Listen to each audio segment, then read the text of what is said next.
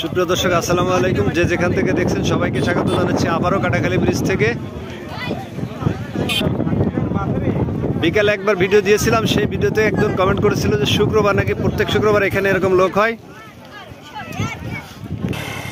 তাকে দেখানোর জন্য এই ভিডিওটা আবারও। ঈদ উপলক্ষে এত ভিড়।